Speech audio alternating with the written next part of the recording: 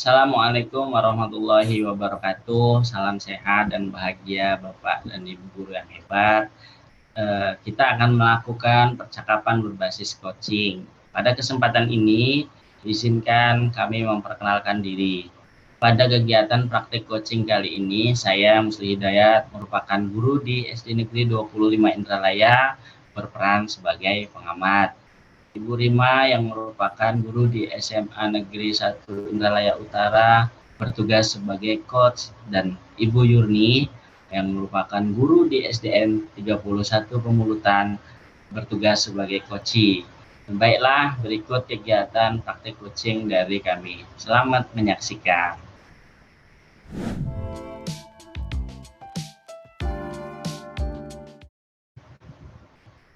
Assalamualaikum warahmatullahi wabarakatuh. Selamat siang Bu Rima. Waalaikumsalam warahmatullahi wabarakatuh. Selamat siang juga Pak Musli.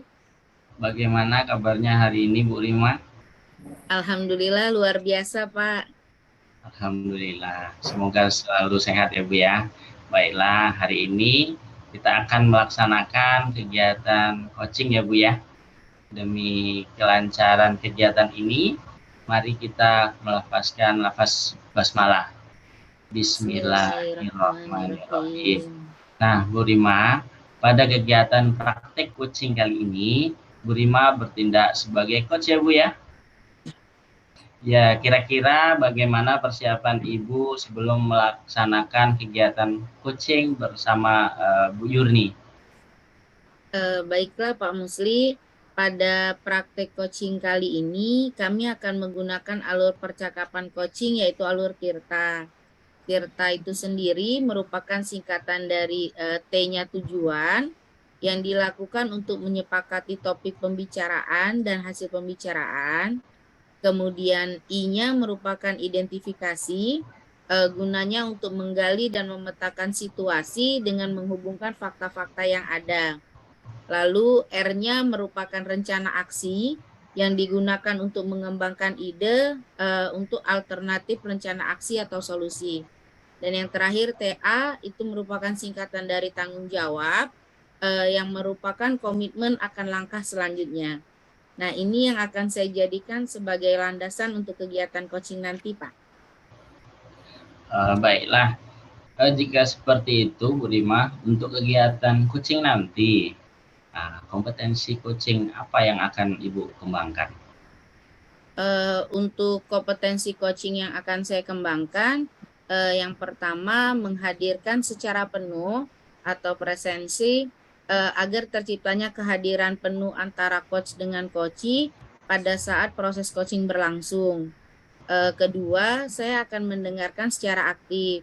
Seorang coach itu tentunya harus menghindari judgement, asosiasi, dan asumsi, serta dapat menangkap emosi dari coachee-nya. Lalu yang ketiga, saya juga akan mencoba memberikan pertanyaan yang berbobot, yaitu pertanyaan terbuka yang timbul dari proses mendengarkan secara aktif, sehingga mampu menggiring coachee untuk menemukan solusi dari masalahnya. Selanjutnya, ini bisa memberdayakan coachee. Nah, pada sesi ini, coach akan membantu coachee dalam mendorong ide sehingga mampu menggiring coachee untuk menentukan rencana aksi secara spesifik dalam penyelesaian masalahnya. Seperti itu kira-kira. Oh iya, baik Bu Rima.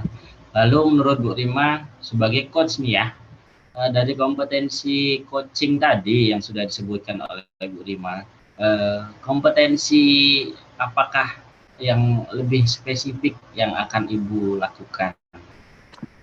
Baiklah Pak, sebagai coach saya akan berusaha untuk melaksanakan seluruh kompetensi coaching agar kegiatan coaching itu dapat dilakukan dengan berjalan lancar dan maksimal. Oh iya, baik Bu. Jadi menurut Ibu apa yang menjadi indikator ketercapaian tujuan pengembangan yang ingin Ibu capai dari coaching yang akan dilakukan? Indikator dari ketercapaian tujuan pengembangan kompetensi yang akan saya lakukan itu yang pertama mampu membuat suasana kehadiran secara penuh. Lalu saya mampu mengajukan pertanyaan berbobot kepada coachee dengan mendengarkan secara aktif apa yang disampaikan oleh coach, sehingga akhirnya coach itu dapat menemukan ide atau solusi Pak dari permasalahan yang dihadapinya. Seperti itu Pak. Wah, luar biasa. Ya, bagus sekali Bu Rima ya. Saya doakan semoga nanti proses coachingnya lancar, sukses dan tetap semangat ya Bu Rima. Ya Pak.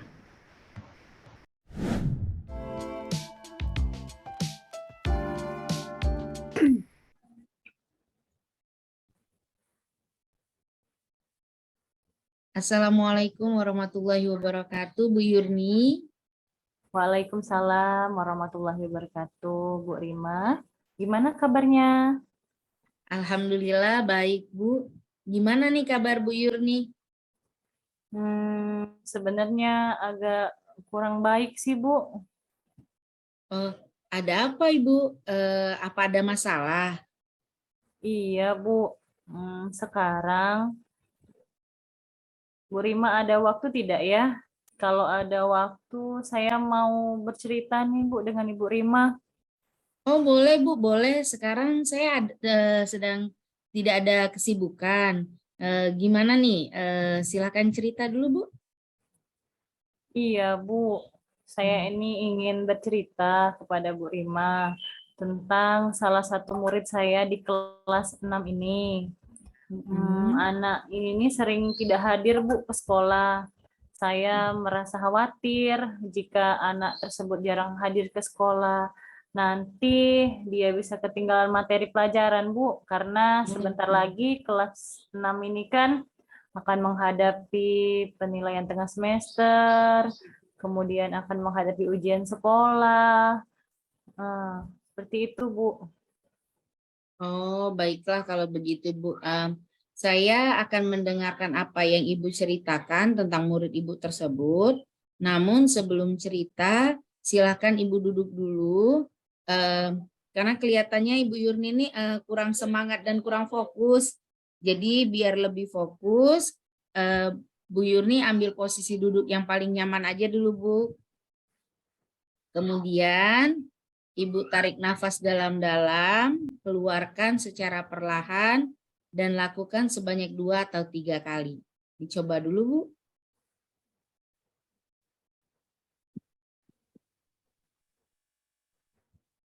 Ya, gimana, Bu? Sudah fresh? Sudah enakan? Alhamdulillah, sudah, Bu. Oh ya, silakan dilanjutkan ceritanya, Bu. Baiklah, begini Bu Rima ya.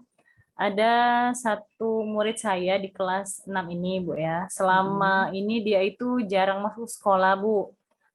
Saya lihat pada daftar hadir di absen kelas 6 ini dalam setiap bulan anak tersebut tuh terkadang sampai 1 minggu, Bu, tidak masuk sekolah. Oh, iya.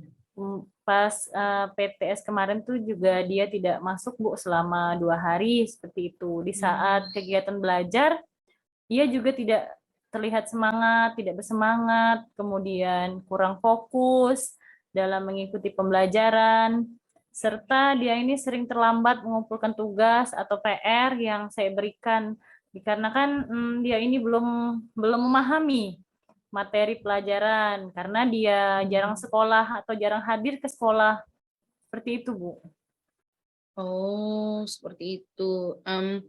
Kira-kira nih, menurut Bu Yurni, apa hambatan yang menyebabkan anak itu sering tidak hadir ke sekolah?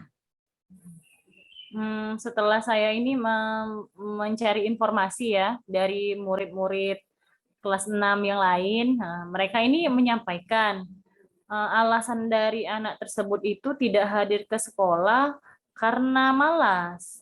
Kemudian karena dia ini juga mengurus adiknya yang terkadang ditinggal ibunya bekerja sebagai asisten rumah tangga di rumah orang lain. Apakah Bu Yurni pernah menanyakan secara langsung sama anak tersebut, entah itu apa alasannya atau penyebab anak itu tidak hadir ke sekolah? Oh, saya nih pernah, Bu ya, mengajak anak tersebut untuk berbicara dan menanyakan langsung ya kepada dia mengapa dia ini sering tidak hadir ke sekolah. Dia mengatakan kalau dia itu membantu ibunya, Bu, mengasuh adiknya yang masih kecil. Terus pekerjaan ayahnya ini kan adalah seorang sopir mobil truk. Jadi ayahnya ini jarang pulang ke rumah, Bu.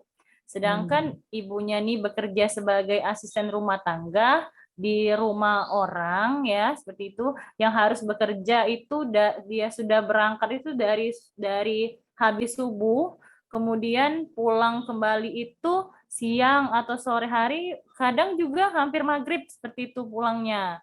Nah, jadi ketika pagi hari anaknya nih mau berangkat sekolah, tidak ada yang mengingatkan, tidak ada yang membangunkan dia untuk sekolah. Nah, cuman ibunya ini hanya menyiapkan makanan yang sudah dimasak yang untuk anaknya tadi kan. Sedangkan anak tersebut tadi punya adik kecil, adik yang masih kecil, yang terkadang ditinggal sama ibunya ketika bekerja. Nah, jadi adik kecilnya ini harus diurus pada pagi hari. Nah, misalnya harus dimandikan, adiknya tadi harus disuapi makan oleh anak tersebut, ya. Jadi inilah yang membuat anak tersebut jadi tidak bisa sekolah karena dia harus membantu orang tuanya mengasuh adiknya yang masih kecil tadi. Ya, kalau menurut pandangan Bu Yurni nih sebagai guru kelas 6, apakah anak tersebut mempunyai satu kelebihan di balik ia sering tidak hadir ke sekolah itu, Bu? Sebenarnya Bu Rima, ya, anak ini nih adalah termasuk anak yang periang, Bu, di sekolah. Dia anak yang baik, dia juga patuh kepada guru-guru dan menghargai teman-temannya di sekolah.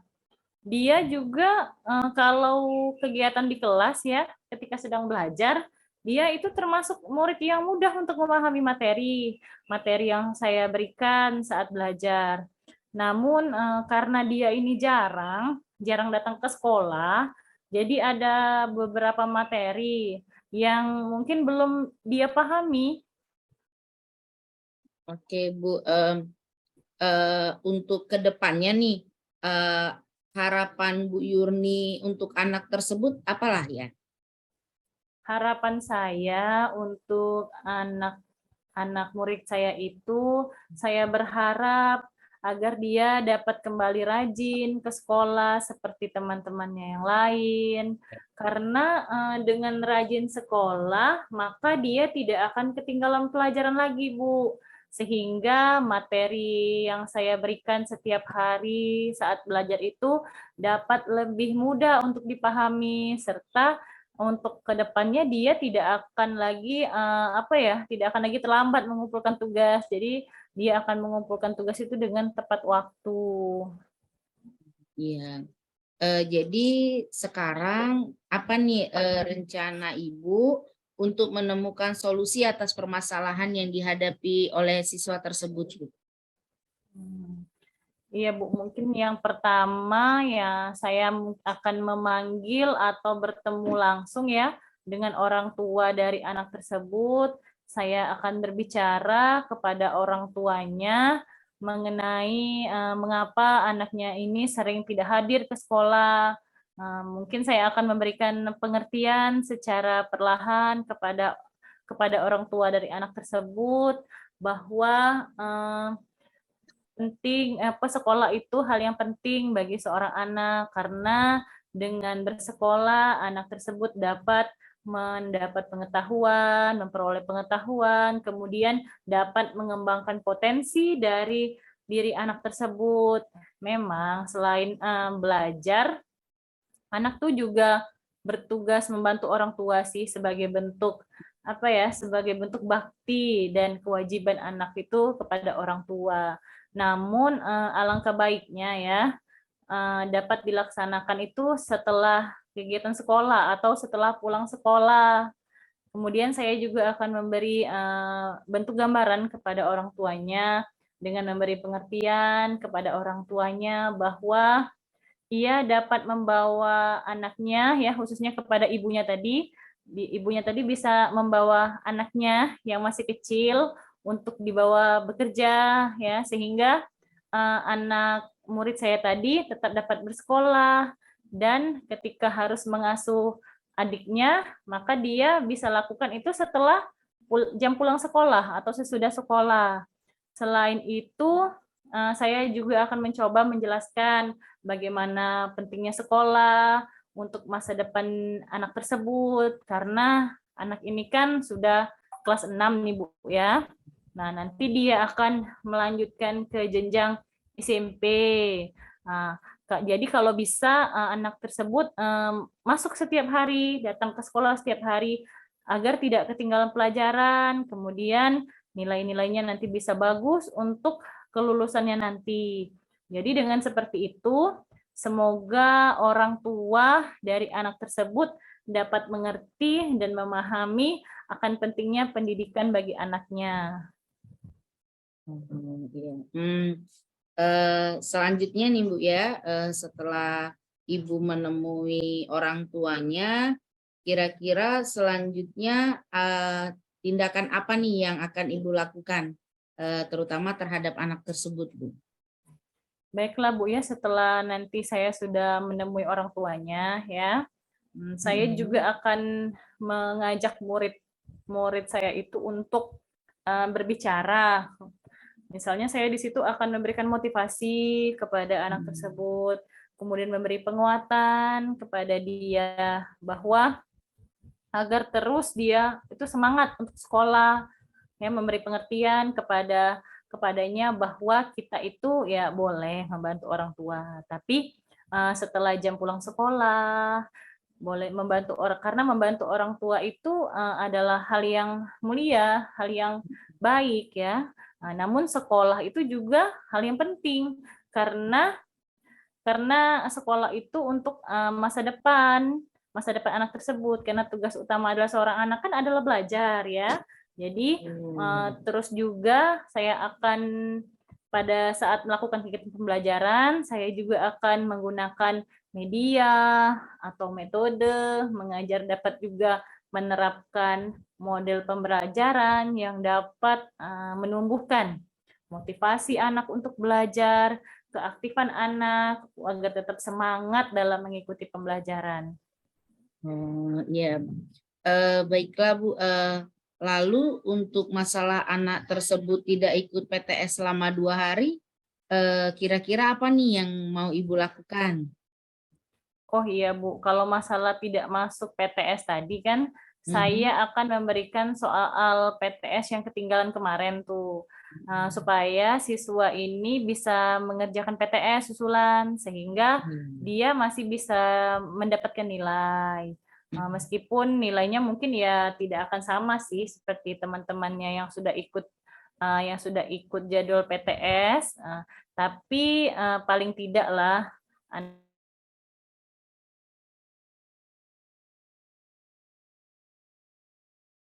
Bu Yurni.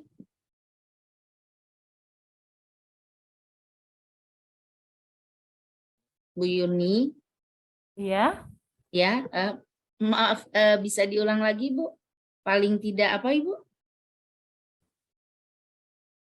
Oh ya, tadi kan kalau masalah tidak masuk PTS tadi ya, saya akan memberikan soal PTS susulan yang ketinggalan kemarin ya, agar siswa tersebut bisa mengerjakan PTS-nya, sehingga dia bisa mendapatkan nilai, meskipun mungkin nilainya tidak akan sama dengan teman-temannya yang sudah ikut PTS sesuai dengan jadwal PTS-nya.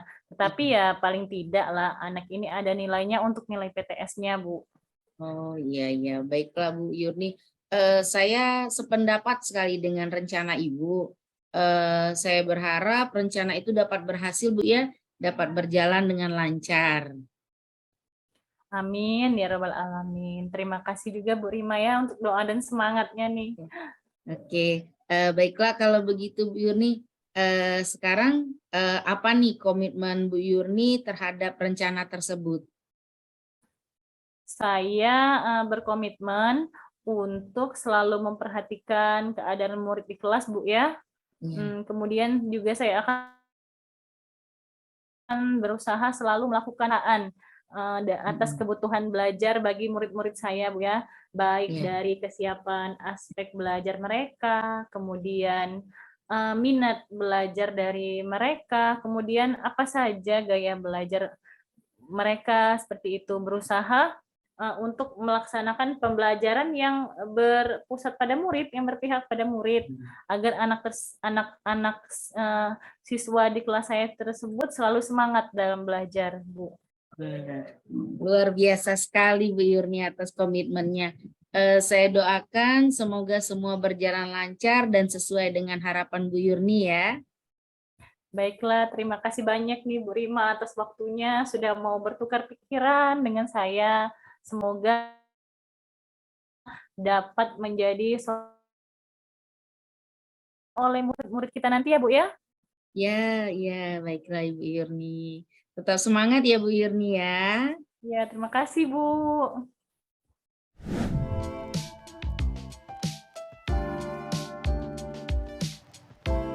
Wah, luar biasa sekali percakapan coaching yang dilaksanakan oleh Ibu Rima dan Bu Yurni. Keren, keren, keren. Bagus sekali. Bagaimana perasaannya Bu Yurni setelah melaksanakan coaching bersama Bu Rima tadi? Iya, terima kasih Pak Musli untuk apresiasinya ya Pak ya. Aduh, saya merasa lega sekali Pak ya. Sudah bertukar pikiran dengan Ibu Rima tadi Pak. Senang sekali rasanya. Ya, alhamdulillah ya. Terus kepada Bu Rima, setelah saya mengamati peran Ibu sebagai coach pada kegiatan coaching tadi, Ibu Rima sudah sangat luar biasa dalam menggali informasi dari coaching. Menurut Ibu, apakah indikator yang ingin Ibu kembangkan tadi sudah tercapai, Bu? Menurut saya, Pak, indikator yang ingin saya kembangkan tadi, insya Allah sudah tercapai, Pak ya, yaitu adanya kehadiran penuh, lalu mendengarkan secara aktif, serta mengajukan pertanyaan yang berbobot dengan menggali kemampuan coach untuk menemukan solusi atas masalahnya sendiri. Saat melaksanakan coaching, ya tentu saja Pak ya masih terdapat kekurangan. Namun berdasarkan hasil coaching tadi, saya yakin saya telah mampu menuntun coaching untuk menemukan sendiri solusi atas permasalahan yang dihadapi. Seperti itu, Pak. Oh, baik, Bu Rima. Jadi berdasarkan hasil observasi saya tadi, coaching yang telah Ibu lakukan tadi sudah berjalan berdasarkan atau sudah sesuai dengan alur Tirta. Jadi lalu Ibu juga telah mengkondisikan dalam kehadiran penuh, terlihat kehadiran penuh terhadap permasalahan coaching, sehingga Ibu mampu mendengarkan secara aktif apa yang disampaikan, apa yang dirasa tentang permasalahan coaching ini. Dan Ibu juga sudah mengajukan pertanyaan yang berbobot dan mampu memberdayakan coach sehingga coach bisa menyelesaikan atau mendapatkan solusi dari permasalahannya berkat pertanyaan-pertanyaan yang berbobot dari Ibu Rima. Lalu kira-kira kompetensi apa lagi nih Bu yang ingin Ibu kembangkan berdasarkan coaching yang sudah Ibu lakukan? Ya? Dalam coaching terdapat beberapa kompetensi yang dapat dikembangkan ya Pak ya. Misalnya kehadiran penuh, mendengarkan aktif, memberi pertanyaan berbobot, serta memberdayakan coach itu sendiri. Nah, saat ini saya sudah mencoba untuk mengembangkan keempat kompetensi tersebut. Namun secara spesifik, saya fokus pada memberikan pertanyaan berbobot. Maka untuk selanjutnya, saya akan berusaha mengembangkan kompetensi mendengarkan aktif dan memberdayakan coaching. Sehingga untuk selanjutnya saya itu bisa belajar untuk mengembangkan secara fokus semua kompetensi coaching yang lainnya, seperti itu Pak. Ya, luar biasa Bu Rima ya. Jadi tidak fokus, tidak puas dengan yang sudah dilakukan, tapi terus belajar dan belajar agar kemampuan coaching bisa selain yang tadi disebutkan bisa berkembang ya Bu Rima ya. Saya yakin Bu Rima ini bisa jadi coach yang mampu mengembangkan kompetensi seorang coachnya. Jadi setelah kegiatan coaching tadi, setelah bercerita banyak, setelah coach menemukan solusi dari permasalahan. Nah, tadi bentuk umpan baliknya dari coach Ibu tadi, Bu Yurni tadi apalah Bu kira-kira Bu? Umpan balik yang disampaikan oleh Bu Yurni tadi bahwa dia berkomitmen untuk lebih memperhatikan keadaan murid di kelas serta melaksanakan pemetaan kebutuhan belajar murid baik dari aspek kesiapan belajar, minat belajar dan gaya belajar murid seperti itu Pak. Wah, oh iya Bu. Jadi Bu Yurni tadi sudah akan berkomitmen tentang memfasilitasi Bu ya berarti keadaan siswa di kelas.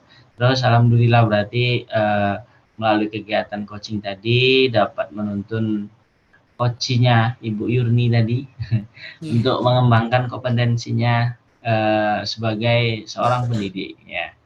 Sukses selalu ya Bu Rima, Bu Yurni, terima kasih. Semoga kita semua dapat menjadi guru-guru yang sangat dirindukan oleh siswa dan selalu memberikan pembelajaran yang berpihak pada murid. Terima kasih sekali lagi Bu Rima, Bu Yurni. Insya Allah kita bertemu di lain waktu. Nah, untuk menutup kegiatan kita hari ini, marilah kita bersama-sama melafazkan hamdalah. Alhamdulillahirrahmanirrahim. Saya akhiri dengan wabillahi taufiq wal hidayah. Wassalamualaikum warahmatullahi wabarakatuh. Waalaikumsalam warahmatullahi wabarakatuh.